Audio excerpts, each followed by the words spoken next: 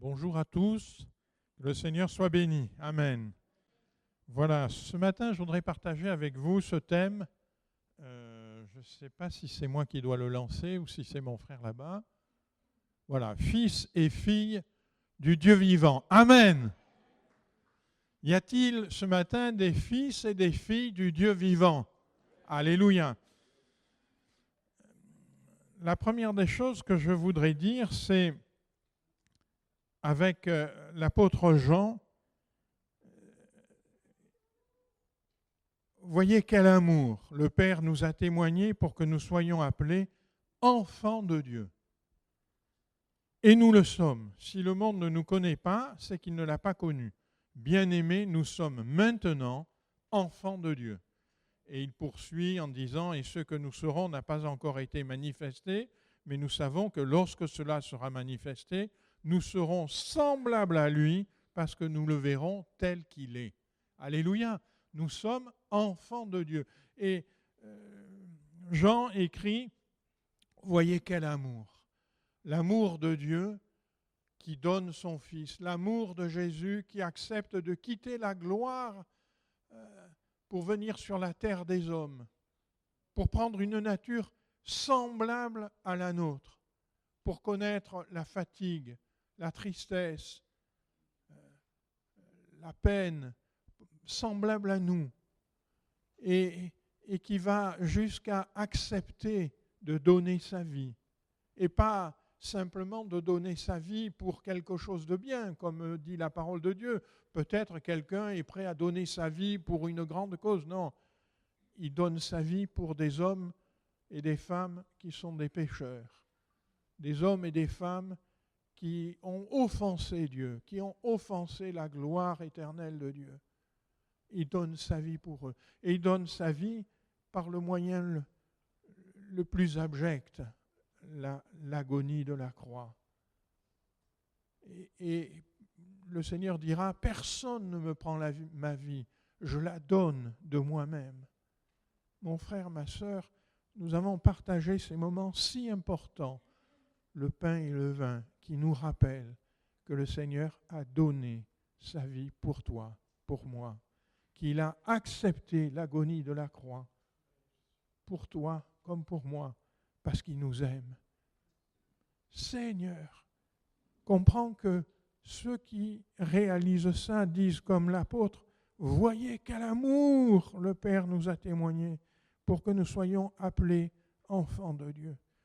Mes frères et sœurs, vous savez, dans la vie des hommes, quelquefois, il y a des enfants qui ne sont pas souhaités, qui arrivent.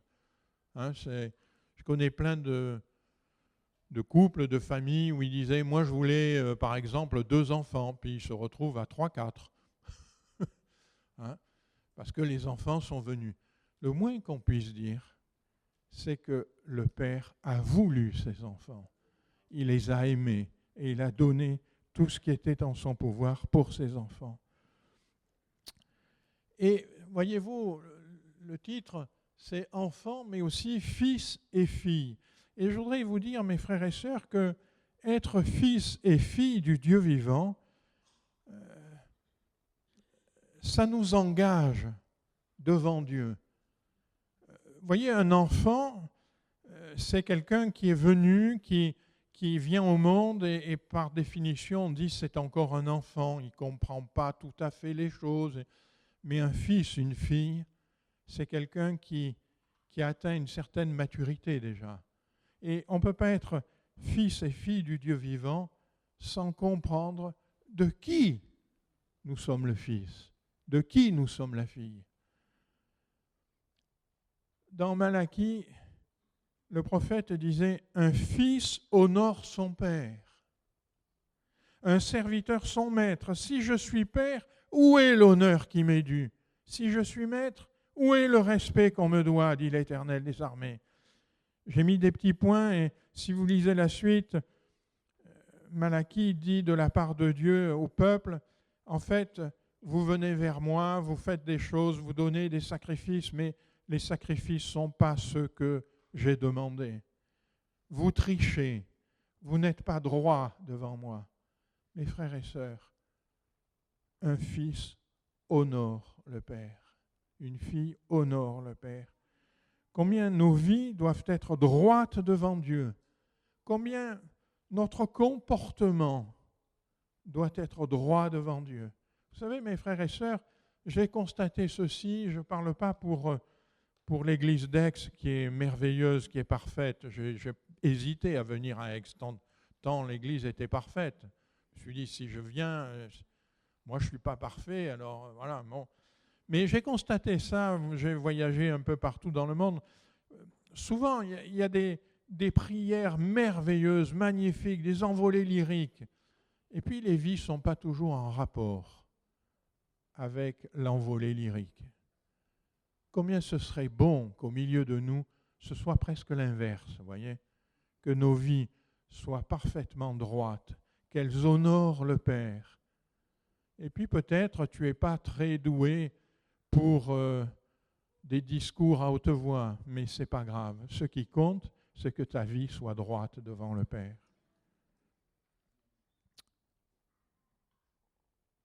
Et puis, vous le savez, parce qu'en français, on le dit, tel père, tel fils. Et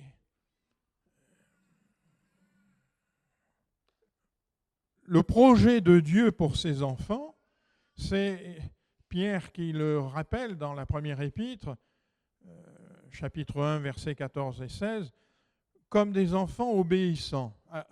On démarre bien des enfants.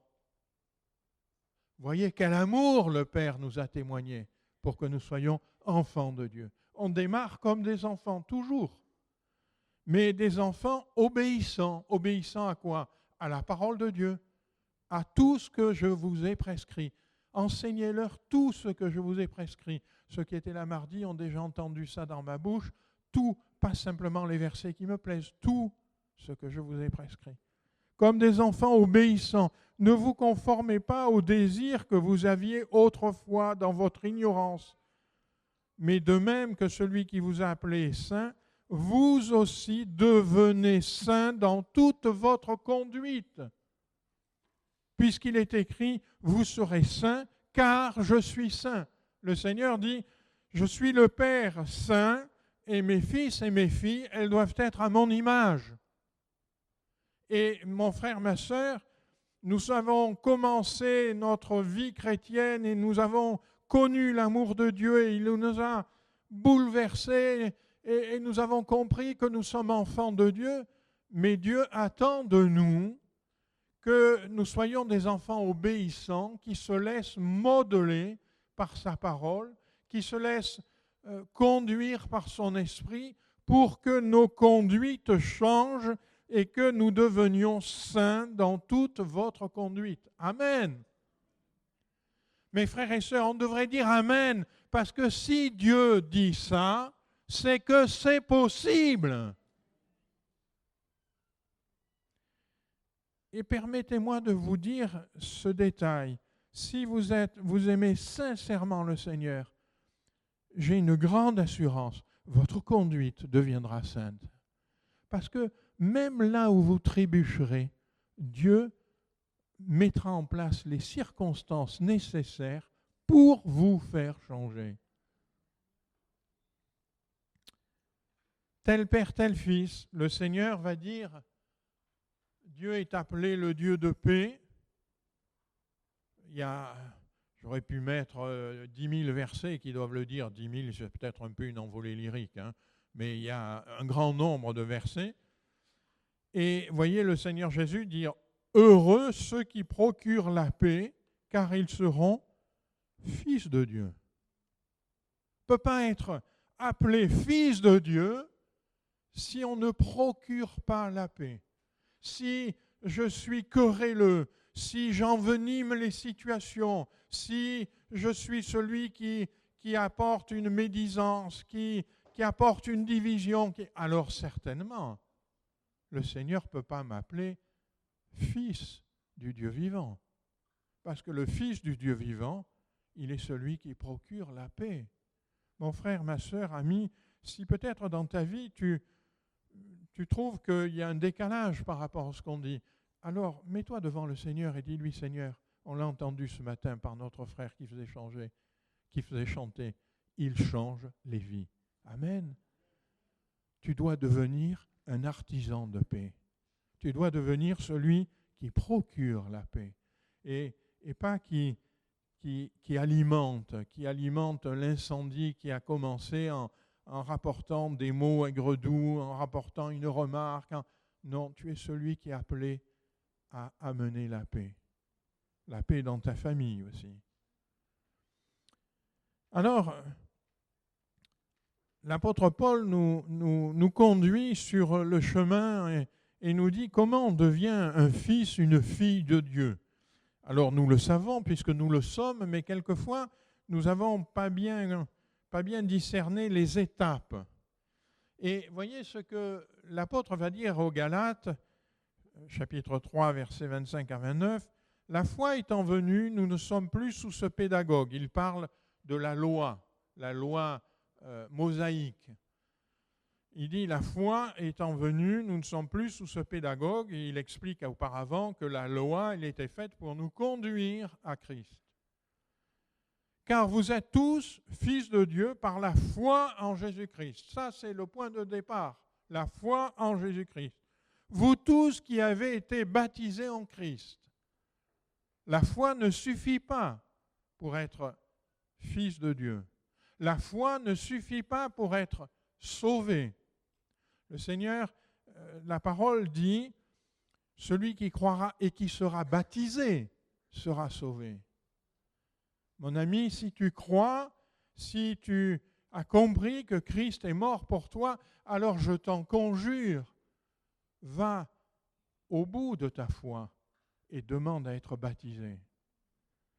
Vous qui avez été baptisés en Christ, vous avez revêtu Christ. On va s'arrêter sur cette parole. Vous avez revêtu Christ. C'est-à-dire, c'est plus vous qu'on voit, c'est Christ qu'on voit.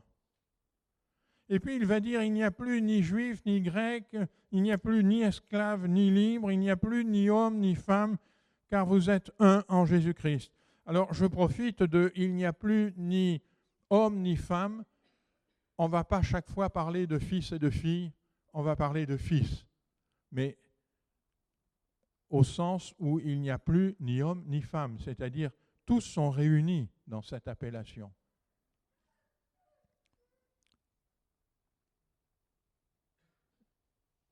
Il y a deux conditions, être baptisé et revêtir Christ. La parole, la traduction parole vivante, elle traduit ça par immergé dans une communion spirituelle avec lui, vous êtes revêtus du Christ. Vous avez pris sa ressemblance, son caractère. J'aime bien cette explication-là. Hein? Vous avez pris sa ressemblance, son caractère. Et d'ailleurs, vous savez que c'est ce qui s'est passé pour la première fois à Antioche, quand on a appelé les gens dans les églises des chrétiens. On disait, c'est des petits Christ. Ils ressemblent à Christ. C'est comme ça qu'on les a appelés chrétiens. Vous avez pris sa ressemblance, son caractère. Et puis, ce n'est pas seulement être revêtu, c'est être conduit. Regardez ce que Paul va dire aux Romains. Ainsi donc, frères, nous ne sommes point redevables à la chair pour vivre selon la chair. Ah, il y a bien un changement de comportement là. Hein? Si vous vivez selon la chair, vous mourrez. Mais si, par l'Esprit, vous faites mourir les actions du corps, vous vivrez. Car tous ceux qui sont conduits par l'Esprit de Dieu sont fils de Dieu. Vous n'avez point reçu un esprit de servitude pour être encore dans la crainte, mais vous avez reçu un esprit d'adoption par lequel nous crions « Abba, Père ». L'Esprit lui-même rend témoignage à notre esprit que nous sommes enfants de Dieu. Il y a donc nécessité d'être conduit par l'Esprit de Dieu, d'être revêtu de Christ, à sa ressemblance, avoir son caractère. Seigneur, on chantait avant un cantique, peut-être certains le connaissent, « Te ressembler, Jésus ». alléluia, te ressembler, nous revêtir de Christ, être conduits par l'Esprit. L'apôtre va dire, nous avons reçu un esprit d'adoption qui nous fait dire Abba, Père. Abba, vous savez que c'est un mot araméen qui veut dire mon Père. Certains le traduisent par papa, mais bon nombre de commentateurs font remarquer que il y a dans ce terme araméen une notion de respect profond qu'il n'y a pas toujours dans papa. Et donc c'est mon Père, c'est-à-dire un terme qui veut dire une grande confiance. Tu es celui à qui je m'adresse, tu es celui qui est présent, tu es celui qui répond, tu es celui qui m'entoure, tu es mon Père.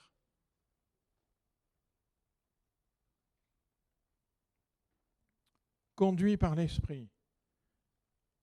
Seigneur, nous avons besoin d'être conduits par ta parole et nous avons besoin que ton Esprit nous conduise. Et combien nous devons ouvrir notre cœur. Je le dis, excusez-moi si je me répète, mais voyez, quand on lit la parole de Dieu seul chez soi, on fait bien de prendre avant quelques instants pour prier, pour dire Seigneur, ouvre mon cœur afin que ton esprit me parle à travers la parole. Et lorsque vous le faites, vous verrez que quelquefois vous relirez un verset que vous avez déjà lu des dizaines, des centaines de fois, mais tout d'un coup on dirait qu'il y a un mot qui vous saute aux yeux alors que vous l'avez lu tant de fois sans jamais le remarquer. Eh bien, c'est l'Esprit de Dieu qui fait ça en vous. Seigneur, je veux ouvrir mon cœur à l'Esprit de Dieu afin que tu me conduises. C'est ça que ça veut dire être conduit par l'Esprit de Dieu. Et puis si nous sommes fils et filles, alors nous sommes aussi héritiers. Héritiers.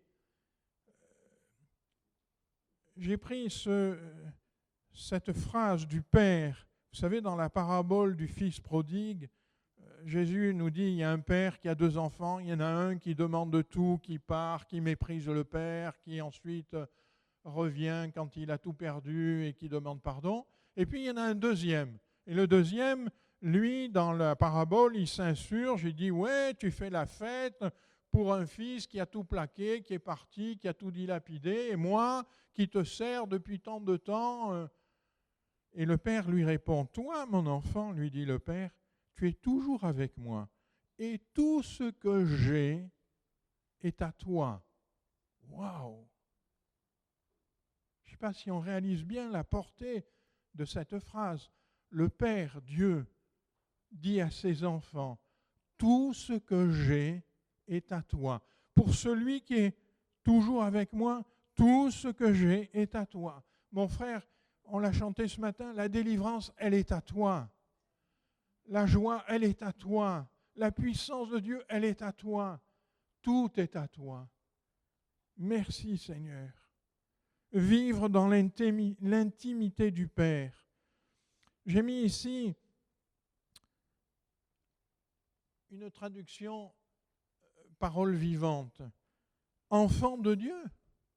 Mais alors nous sommes aussi ses héritiers. Nous aurons donc part à tous les trésors de Dieu, exactement comme le Christ. Et tout ce que Dieu donne à son Fils sera aussi nôtre. Oui, si maintenant nous sommes unis à lui, si nous portons ses souffrances, je vais faire un commentaire là-dessus, nous serons aussi à ses côtés, associés à sa gloire dans le monde nouveau.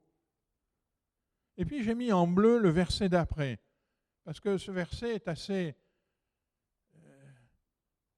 c'est un uppercut qu'on reçoit dans l'estomac, ça. Hein. J'estime d'ailleurs qu'il n'y a aucune commune mesure entre les souffrances de la vie présente et la gloire à venir qui sera bientôt révélée, en comparaison de l'avenir magnifique que Dieu nous a préparé. Les contrariétés de cette vie pèsent moins que rien. Waouh! Et pourtant, mon frère, ma sœur, on traverse des moments difficiles dans nos vies. Et pourtant, il y a des épreuves. Et dans les épreuves, vous savez, il y a un chant que nous chantons quelquefois, dans les épreuves, je danse. C'est pas vrai. Celui qui a dû écrire ce chant, il a dû l'écrire avant de passer dans des épreuves très dures. Rappelez-vous ça quand vous le rechanterez. Non, quand on passe dans l'épreuve très dure, on ne chante pas. On rentre la tête dans les épaules et on dit, Seigneur, tu es avec moi et je vais affronter cette épreuve. Et je vais la traverser. Et je vais en être vainqueur parce que tu es vainqueur. Alléluia. Alors, vous voyez, on traverse des fois des épreuves très dures. Et l'apôtre dit, oh, il n'y a aucune commune mesure, les contrariétés de cette vie, les épreuves de cette vie, tout ça, ça pèse moins que rien. On pourrait se dire, là aussi, peut-être c'est quelqu'un, comme dans ce chant qu'on chante, qui n'a pas encore connu vraiment des épreuves, qui écrit ça, et que vous voyez, il y a un peu une surenchère de la déclaration, quoi. Et non, c'est l'apôtre Paul qui écrit ça. Alors, je ne l'ai pas mis ici, mais vous pouvez le lire dans 2 Corinthiens 11. Il va dire, j'ai reçu des coups, bien plus, des emprisonnements, bien plus, souvent danger de mort. 5 fois, j'ai reçu des Juifs 40 coups, moins 1. 3 fois, j'ai été battu de verge. 1 fois, j'ai été lapidé. 3 fois, j'ai fait naufrage. J'ai passé un jour et une nuit dans l'abîme. Fréquemment en voyage, j'ai été en péril sur les fleuves, en péril de la part des brigands, en péril de la part de ceux de ma nation, en péril de la part des païens, en péril dans les villes, en péril dans les déserts, en péril sur la mer, en péril parmi les faux frères. Waouh! S'il y en a un qui a connu les épreuves et qui a connu les moments difficiles, c'est celui qui écrit ça.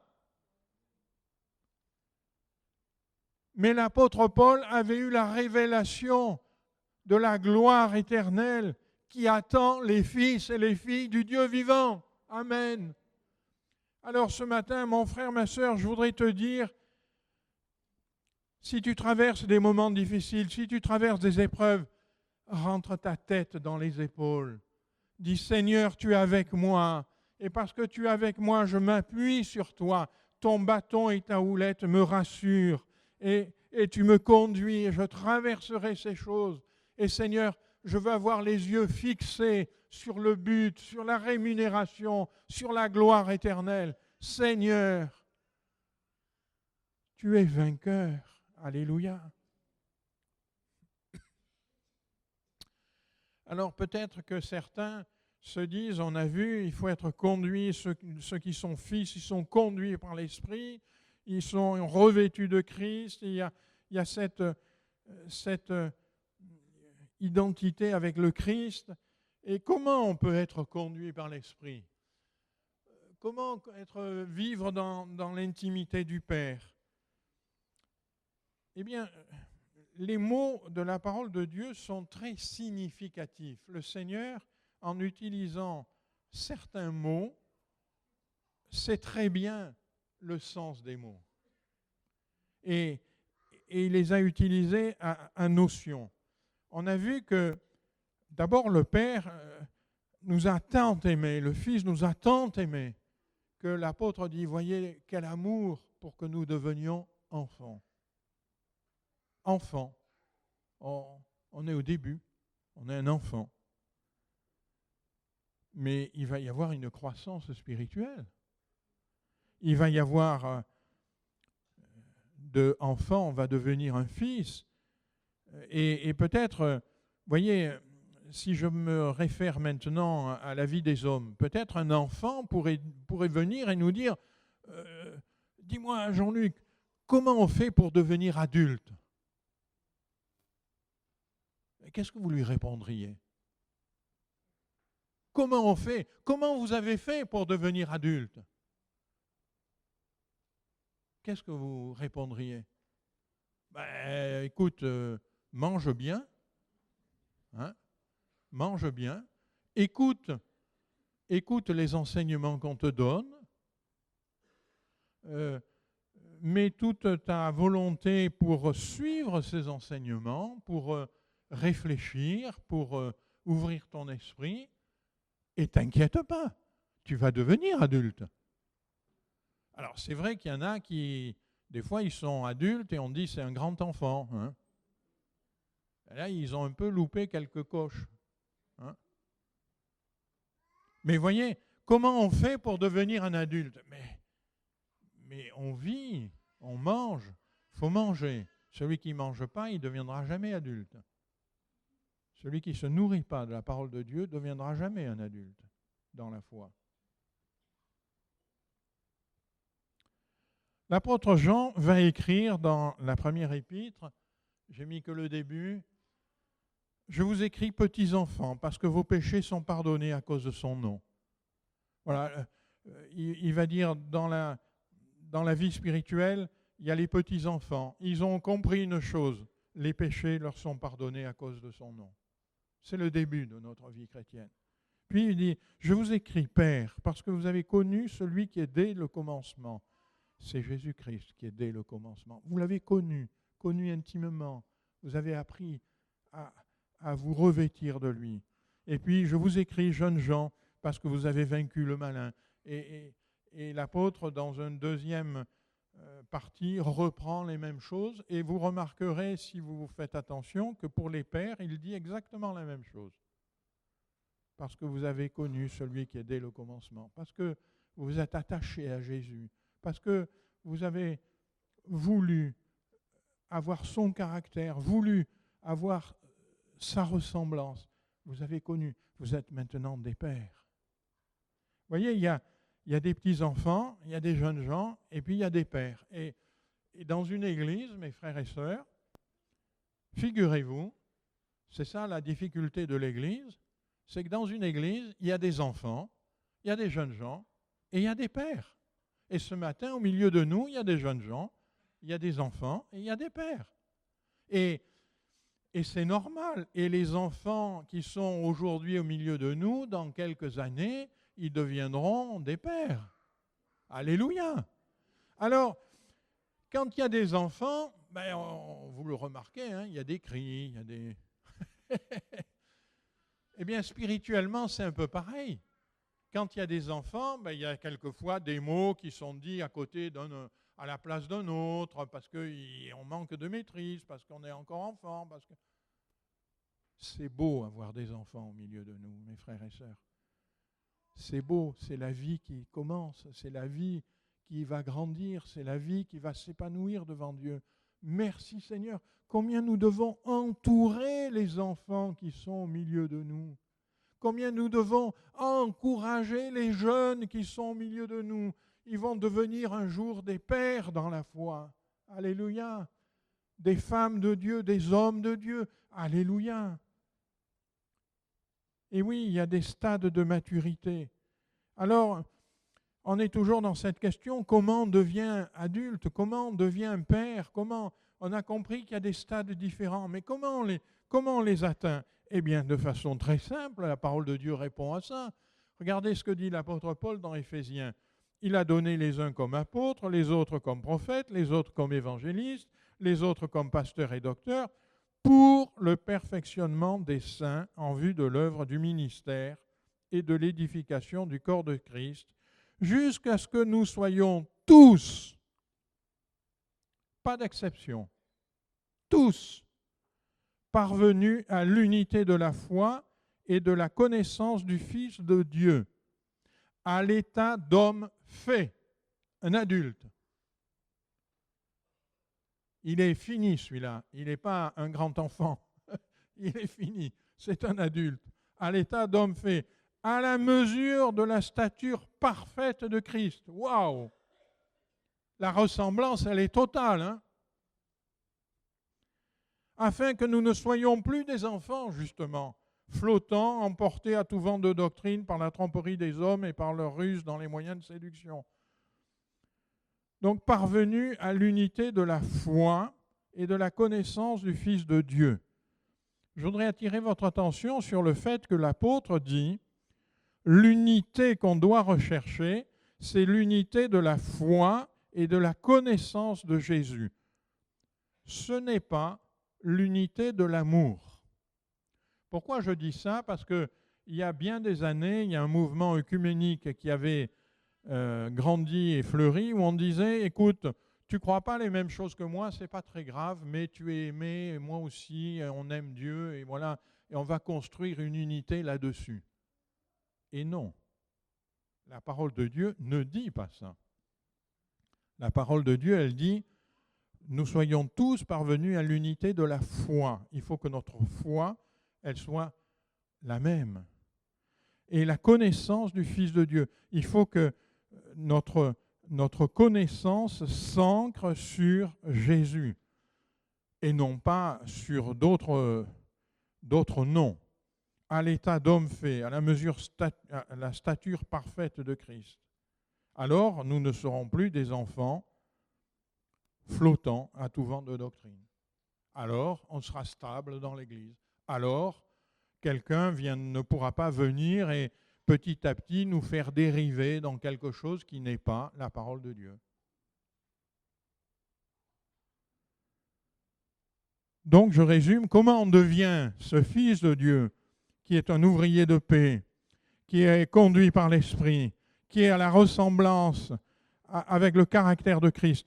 Eh bien, en grandissant dans l'Église, en grandissant dans la lecture de la parole, en grandissant par la conduite du Saint-Esprit jour après jour, comme l'enfant qui devient adulte. Ça ne va pas se faire en un claquement de doigts. Il m'est arrivé de voir des jeunes arriver et dire « Pasteur, voilà, je voudrais être un chrétien affermi, vainqueur, etc. » C'est très très bien, je t'encourage.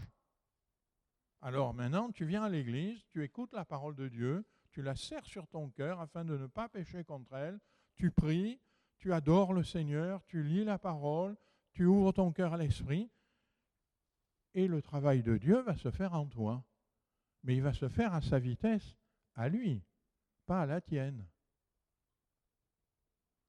Le fast-food, dans la parole de Dieu, ça n'existe pas. Je voudrais terminer en disant un 4e point, fils et filles du Dieu vivant. Qu'est-ce que c'est que le combat d'un fils? Le combat d'un fils, je crois que David donne un excellent exemple de ce qu'est le combat d'un fils. Vous savez, David arrive sur le champ de bataille, il y a l'armée d'Israël qui tous les jours est insultée par Goliath, qui les traite de moins que rien, qui dit qu'il veut venir s'affronter à moi, et tous tremblent de peur. Et David dit aux hommes qui se trouvaient près de lui, « Que fera-t-on à celui qui tuera ce Philistin et qui ôtera l'opprobre de dessus Israël? Qui est donc ce Philistin, cet incirconcis, pour insulter l'armée du Dieu vivant ?» Mes frères et sœurs, nous sommes l'armée du Dieu vivant. Nous sommes les fils et les filles du Dieu vivant. Mon frère, ma sœur, devant les épreuves, devant les difficultés, rappelle-toi que tu es fils et fille du Dieu vivant et que tu n'as pas à trembler comme le faisait l'armée d'Israël. Tu n'as pas à trembler parce que Dieu est avec toi, parce qu'il a donné son Fils pour toi, parce qu'il t'aime, parce qu'il a dit « Tout ce qui est à moi est à toi ». Tu es le Fils du Dieu vivant.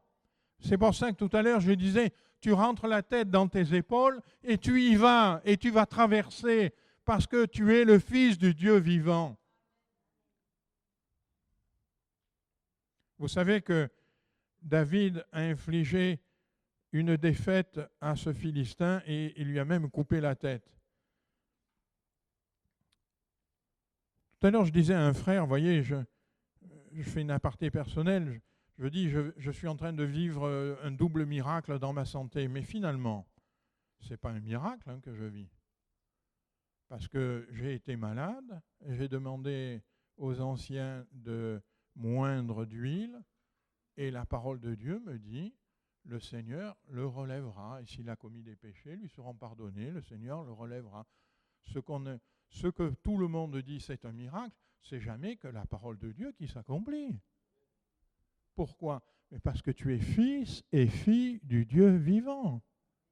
Amen. Alors mon frère, ma sœur, s'il y a une épreuve, s'il y a une tribulation, s'il y a quelque chose qui se dresse sur ton chemin, ne crains pas.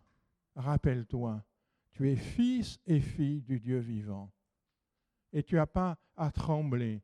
Et tu n'as pas à te dire, je vais être battu. Non, le Seigneur est avec toi et il combat pour toi. Regardez ce que l'apôtre va dire. C'est des versets que nous connaissons bien, mais je me plais à les rappeler.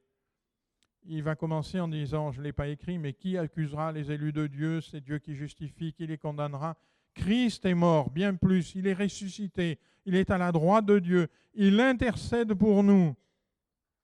Qui nous séparera de l'amour de Christ? Sera-ce la tribulation, ou l'angoisse, ou la persécution, ou la faim, ou la nudité, ou le péril, ou l'épée?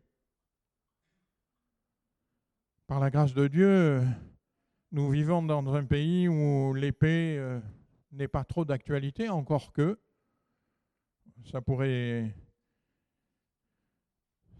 être le cas, mais bon, la persécution, on sait bien que dans bon nombre de pays, la persécution règne. La tribulation, sera la tribulation. Ça, c'est la tribulation, c'est les épreuves de la vie. Hein. Est-ce que c'est les tribulations qui vont avoir le dessus? Mais pas du tout. Et le Seigneur intercède pour nous. Et il va continuer en disant, mais dans toutes ces choses, nous sommes plus que vainqueurs. Alléluia. Mon frère, ma sœur, une fois qu'on est vainqueur, là on peut danser. Alléluia. Là on peut faire la fête. On est plus que vainqueurs. On est plus que vainqueurs par celui qui nous a aimés. Je suis persuadé que ni la mort, ni la vie, ni les anges, ni les dominations, ni le présent, ni l'avenir, ni les puissances, ni les êtres d'en haut, ni ceux d'en bas, ni aucune créature ne pourra nous séparer de l'amour de Dieu en Jésus-Christ notre Seigneur. Amen. Voyez quel amour le Père nous a témoigné. Rien ne pourra nous séparer de cet amour-là. Le Père, il sera avec nous. Tout ce que j'ai est à toi. Seigneur, quel statut merveilleux d'être fils et fille du Dieu vivant. Alléluia. Je voudrais terminer par un verset dans Exode. Le peuple est poursuivi par les Égyptiens et Moïse répond au peuple, soyez sans crainte, restez en place et voyez comment l'Éternel va vous sauver aujourd'hui, car les Égyptiens que vous voyez aujourd'hui, vous ne les verrez plus jamais. L'Éternel combattra pour vous et vous gardez le silence. C'est-à-dire, faites confiance à Dieu. Faites confiance à Dieu. Mettez votre confiance en Dieu. Dieu va combattre pour vous. Et puis vous, ne vous agitez pas, ne vociférez pas, non, gardez le silence, soyez tranquille, restez calme. Dieu combattra pour vous. Peut-être ce matin, quelqu'un traverse des difficultés, quelqu'un traverse des tribulations, quelqu'un est dans le creuset de l'épreuve. Je veux lui dire de la part de Dieu, reste dans le silence, fais confiance à Dieu. Il combattra pour toi. Amen. Et tu sortiras de là plus que vainqueur. Et alors là, oui, tu danseras. Et on dansera avec toi. Amen. On va prier, on va demander, Seigneur, nous avons vu plein de choses ce matin. Nous avons vu, Seigneur, la grâce qui nous est faite par la foi en Jésus-Christ, par le don de ton Fils. Tu as fait de nous des fils, des enfants de Dieu. Et Seigneur, ta parole nous montre qu'il y a une croissance spirituelle d'enfants que nous sommes. Tu veux nous faire grandir jusqu'à la stature parfaite de Christ, faire de nous des hommes faits. Seigneur, ta parole nous montre que le chemin, c'est de nous revêtir de Christ, c'est de ressembler à Christ, c'est d'avoir son caractère. Seigneur, ces choses-là, c'est ton esprit qui peut le faire en nous. C'est ta parole qui peut le faire en nous. Seigneur, tout ce que nous avons à faire, c'est être des enfants obéissants, ouvrir grand nos cœurs, ouvrir nos cœurs et dire Seigneur, viens par ton esprit, viens mettre ces choses en moi. Je veux, Seigneur, accélérer le processus. Je veux être favorable à ce processus. Je ne veux pas le retarder. Je veux, Seigneur, que cette transformation de mon être s'accomplisse par l'œuvre de la foi, par l'œuvre de ta parole, par l'œuvre de ton esprit. Je veux me revêtir de Christ. Seigneur, je veux arriver à cette stature parfaite de Jésus-Christ. Merci, Seigneur. Merci parce que tu le fais au milieu de nous. Et il y a des maturités différentes qui vont peu à peu, Seigneur, s'affiner, grandir, se fortifier. Merci parce que c'est le travail de ta parole, c'est le travail de ton esprit. Et Seigneur, nous te faisons entièrement confiance. Merci Seigneur, enfin, parce que à titre de fils et de filles du Dieu vivant, nous pouvons compter sur toi. Nous pouvons, Seigneur, dire à l'épreuve, mais qui es-tu pour oser insulter le nom de l'Éternel? Qui es-tu pour oser te dresser sur le chemin d'un fils et d'une fille du Dieu vivant? Seigneur, nous savons que rien ne nous sépare de ton amour. Nous savons que tu combattras pour nous. Et nous voulons, Seigneur, te dire, apprends-nous à attendre dans le silence. Apprends-nous à rester dans la confiance. Apprends-nous, Seigneur, à te dire, mon Seigneur, tu es avec moi et je ne crains rien, parce que ton bâton et ta houlette me rassurent. Merci, mon Seigneur. Sois béni d'avoir fait de nous des fils et des filles du Dieu vivant. Amen. Alléluia. Alléluia. Que le Seigneur soit béni. Mes frères et sœurs, on garde ces choses dans nos cœurs et on garde le fait qu'il y a une croissance. Mon frère, ma sœur, tu n'es peut-être pas la stature parfaite de Christ, mais le Seigneur va le faire dans ta vie. Alors, vous savez, j'ai envie de dire, il ne faut pas qu'on soit comme les cancres à l'école, qui n'écoutent rien, qui font que ce qu'ils veulent. Non, Seigneur, nous, on veut être de ceux qui sont des enfants obéissants. Et tu vas le faire dans nos vies. Alléluia. Merci, Seigneur. Amen. Soyez bénis, mes frères et sœurs. Voilà, on pourrait se lever et terminer en priant.